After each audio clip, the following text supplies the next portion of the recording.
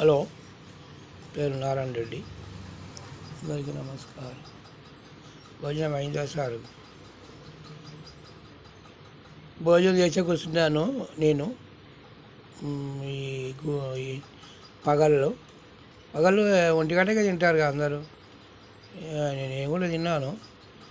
ఏదో ఇక ఇట్లా చేద్దామని, నాకు ఆపరేషన్ అయింది. ఇంకో 10 రోజులు అయిపోతుంది. ఆ తర్వాత అందరూ బాగుండాలి. ఎన్నో చేయాలి.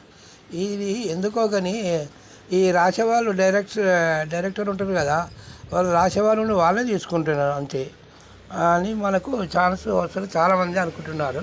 అట్లేం లేదు.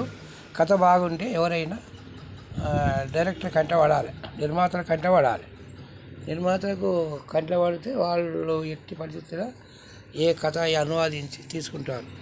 పిలిపించి నెంబర్ తెలుసుకుంటే కథ ఏం కథ ఉంది సార్ మీ తాడ, పెద్ద హీరోల కథలు కావాలని. నేను చిన్న సినిమాలకు రాసి వాళ్ళే డైరెక్ట్ చేస్తారు. కానీ వాళ్ళు అంతా ఏదో ఒకటి 5-6 పేజీలు రాసుకొని ఆయన తీసుకుంటారు. అది ఫెయిల్ అయింది తెలియదు, ఎప్పుడు కూడా పీకింది తెలియదు. నేను చెప్తున్నాను కదా, నేను కూడా రాయొచ్చును. కానీ అలాంటి కథలు మాట్లాడలేవు. పెద్ద హీరోలకు ఉన్నాయి. అది ఎక్కడ ప్రాజెక్ట్ ఉన్నదో ఎక్కడనో, ఇక్కడ నుంచి ఢిల్లీ పోని, ఢిల్లీ నుంచి దుబాయ్ పోని, దుబాయ్ నుంచి విదేశాలకు వెళ్ళని, అక్కడ ఏం జరుగుతుంది అవన్నీ విషయాల గురించి నా తాడ నేను కథలు రాసి పెట్టాను. అందరు రిజిస్టర్ అయిపోయింది. నా ఆలోచన నాకు ఉంది. మీ టాలెంట్ మీలో సృష్టించాను. నేను